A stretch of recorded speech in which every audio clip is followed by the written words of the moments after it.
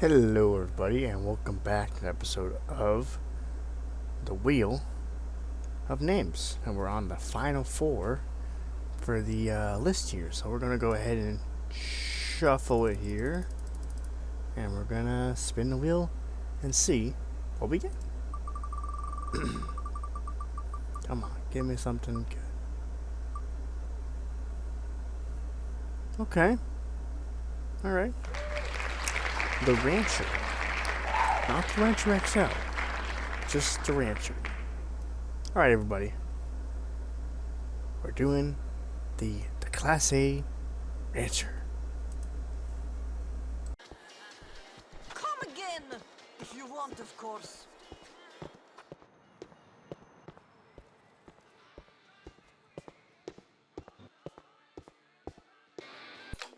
Shards, because this show has been extortionate value, and love meat because we've made you whole again.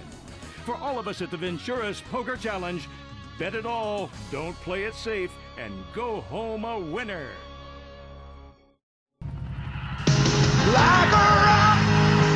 How do you define value? Is it just a great price? Or does value mean getting a truck with the best mileage, the best exterior corrosion protection, the best resale value, and more standard horsepower than Ford? That's the way Chevrolet defines a rock-solid value. And right now, there's no finer example than the Chevy CK. Chevrolet, the most dependable, longest-lasting trucks on the road. Not as elaborate as last episode's introduction, but I think it definitely was good enough.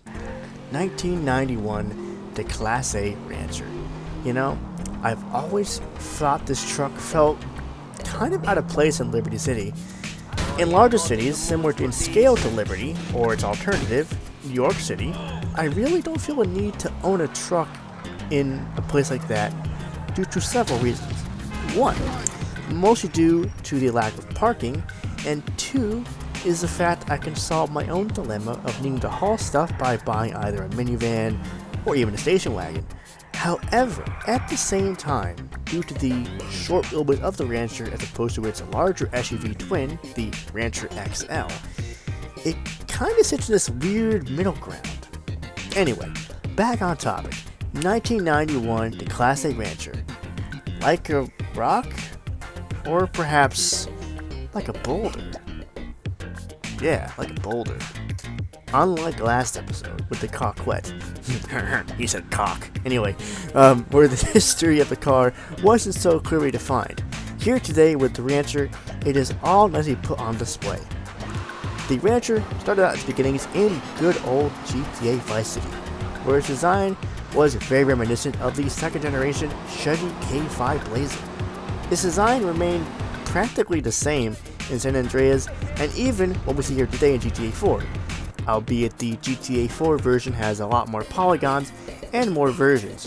Rather than having just a single version with the bed cap, we also got ones with bull bars, another one with bull bars, and I think one with like rear roll bars on the bed, but I unfortunately could not find it in my gameplay, as you can see. I forgot to mention this in my script, but there also was a police variant of the Rancher in GTA San Andreas called the Ranger.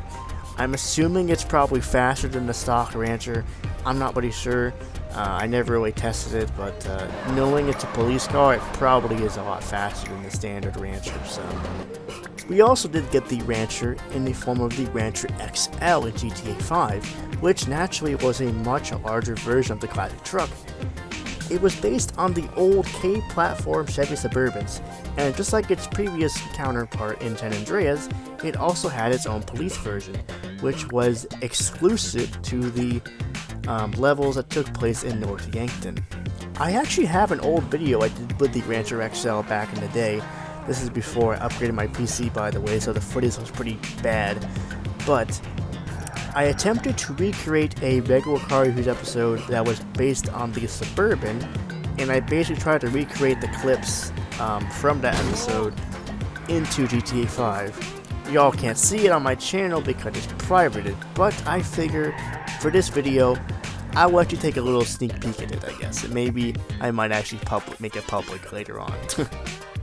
You're not looking at an SUV here. In the late 1980s and early 90s, the Chevrolet Suburban was a truck. What this really is a Silverado long bed that just happens to be enclosed. Look at the back. You see a third brake light? The high-centered third brake light was mandated for cars in 1987. But trucks didn't have to have them until 1994. That was a law in the United States anyway. I don't know what it was in Europe. But speaking of you Europeans, the Suburban is what you think of when you think positive thoughts about American cars. The 8th generation Suburban was produced all the way from 1973 to 1991. Yeah, this is what you think of when you think of an American car. Yeah, you want this. Steel confidence, a commanding chin, liberating height, which distances occupants from global asphalt realities. This Suburban here has a 350 cubic inch V8 which propels this concession stand, making 12.5 miles per gallon. And yes, decimals count. Because this is an embodiment of masculinity where a matter of inches could be the difference between victory and pulling up your pants and leaving the Howard Johnsons in shame.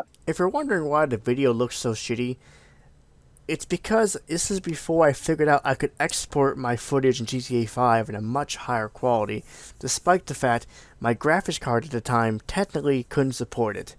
Speaking of RCR, Mr. Regular did in fact do a video on the K5 Blazer. I want a car that's all metal. I just want a barber in my town, a real barber, not another salon.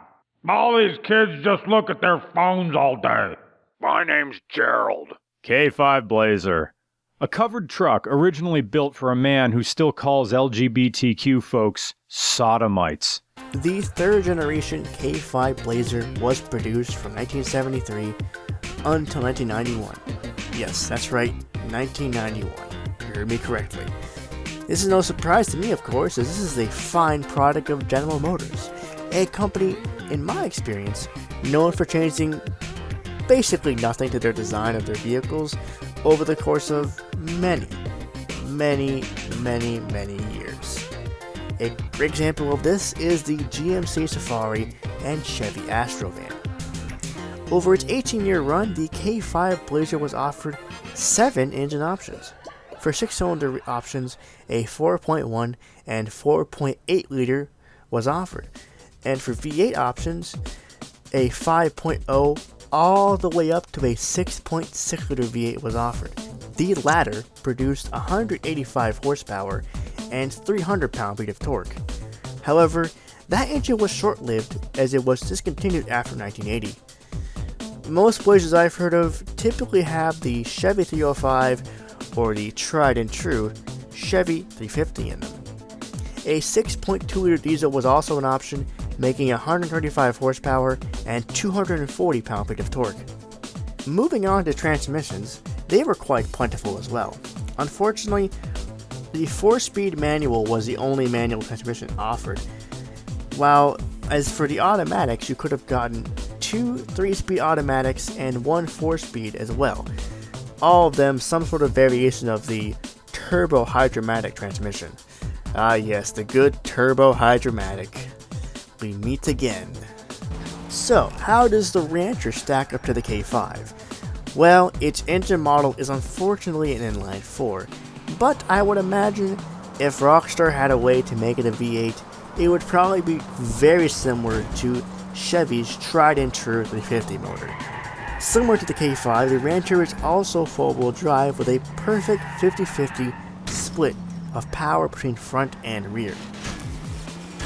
So, since it has 4-wheel drive, how well does it handle? Well, being a lifted truck, body roll is quite prevalent. Even with its 4-wheel drive configuration, understeer is also still present. Off-road, though, is where the vehicle handles quite excellently. Whether driving through sand or shallow water, the Rancher definitely proves itself as a reliable off-roader. Now that last part further proves my point of while I feel the Rancher doesn't have a real place to belong in GTA 4. While it handles really nicely off-road, on-road itself it handles very poorly. If it were to take place in GTA 5, the Rancher will be right at home because there's plenty of dirt trails and stuff for it to ride on. But as far as GTA 4, the majority of the map is asphalt and roads. So it just doesn't fit. I mean, that's just my opinion, I suppose. I guess what I'm trying to say is aesthetically, it doesn't fit. That's probably the best way I can explain it, really. 1991 Declasse Rancher, the official car of DUIs and unprotected sex. Well, there you have it, folks. The Declasse Rancher. Obviously, I'm going to cover the Rancher XL, see how they stack up, compare to each other. Honestly, the XL is basically just the Rancher, just a little bit bigger. As it is its real-life counterpart, the Blazer and the Suburban were basically the same platform. It's just the Blazer was a bit shorter, and the Suburban was a bit longer, obviously. So, there you go. That's pretty much it. I was talking with one of my subscribers about future plans for the channel and stuff, and he was like, hey, you should try doing RCR stuff about cars and other games. Maybe I might do ones about BeamNG cars. I don't know, So I'll definitely think about that. I definitely want to do some more IRL vlogging about my cars. Obviously, in my last video you probably saw, I showed you guys my new car. I'm going to talk about that definitely. But we'll see. I've got some stuff I'm thinking of doing down the pipe. I'm going to probably also start playing a new game pretty soon. I kept saying that in my other video. I'm going to do it now. I'm either going to play Need for Speed Underground 2 or Tokyo Extreme Racer, probably Drift, or maybe 3. I think? No, probably 0. I don't know. We'll see. Whether or not I'll use my wheel in that game is up to me. I might use my wheel, I might not. I might use a controller, I might use my keyboard and mouse. I don't know. I'll definitely I'll definitely talk about that in another video, though. So until next time, I hope you enjoyed the video, and make sure to leave a like if you liked the video, and if you didn't like the video, well then, by gosh, please tell me what I can do to improve my content. I'm always looking for more ways to improve my videos, obviously. You know this. You know me. Anyway, until next time, guys, I will see you all in the next one, and make sure to drop a comment, wish me a happy birthday, because I'm turning 26 tomorrow. Oh, God. Yeah. Anyway, until next time, I will see you all in the next one. Bye-bye.